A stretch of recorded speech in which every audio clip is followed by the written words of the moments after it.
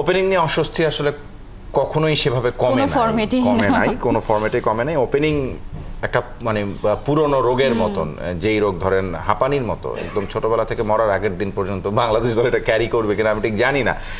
কাকে দিয়ে ওপেন করালে ঠিক হয়? নাজমুল শান্ত তো 3-এ ব্যাট করে ব্যাক টু ব্যাক সেঞ্চুরি করেছেন, এখন তিনি ওপেনার হওয়ার রিস্কটা নিবেন কিনা ক্যাপ্টেন যদি আমাদের ওপেনার বা ওয়ান ডাউন কি খুব বেশি ম্যাটার করে? খুব বেশি ম্যাটার করে না, ওপেনার হিসেবে খেলেন, কিন্তু মাইন্ড সেটআপের ব্যাপার আছে।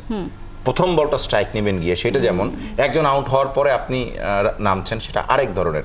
আবার যদি ওপেনিং জুটিটা লম্বা হয়ে যায় তখন আপনি রিল্যাক্স থাকতে পারেন। সুতরাং এটা সম্পূর্ণ মাইন্ড গেম। তো মাইন্ড সেটআপে আপনি কি নাম্বার 1, নাম্বার 2 আর নাম্বার 3, সেই জিনিসটা আপনার ভেতরেই কাজ করে। তো শান্ত ব্যাক টু ব্যাক 3 নম্বরে সেঞ্চুরি করার পরে, যদিও তিনি বাংলাদেশের প্রেস কনফারেন্সে বলে গিয়েছিলেন ওপেন করার মতন অবস্থায় তিনি আছেন, দলের প্রয়োজনে তিনি ওপেন করতে পারেন, তো ওপেনটা করবেন কিনা, এই জায়গা থেকে আবার সরে 1 বা 2 আসবেন কিনা, এটা আমার কাছে মনে হয় একটা প্রশ্ন। সুতরাং কাকে দিয়ে ওপেন করানো যায়? বিজয় সাদমানের সাথে আমি আসলে সাদমান রান করেছেন, সো আমার কাছে মনে হয় আমি সাদমানের খেলাতে খুব একটা কনভিন্সড মানে আমি পার্সোনালি হতে পারি নাই। সাদমানের ডেফিনেটলি আরো অনেক বেশি সার্ভ করার কথা।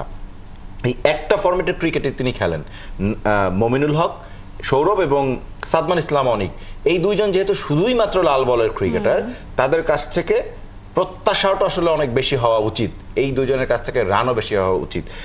মমিনুল হক, সৌরভ ডেফিনেটলি তিনিও রানে ফিরবেন, এবং ওপেনিংয়ে শান্ত সাদমান দুইজন থাকবেন কিনা আমার কাছে কম্বিনেশনটা খুব একটা অ্যাট্রাকটিভ লাগে না।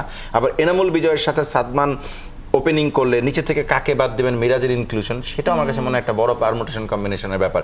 ওই জায়গাটা আমি আসলে খুব একটা বেশি আরাম পাই না। আমার কাছে মনে হয় এই জায়গাটায় একটা লুফলস থেকে যায়।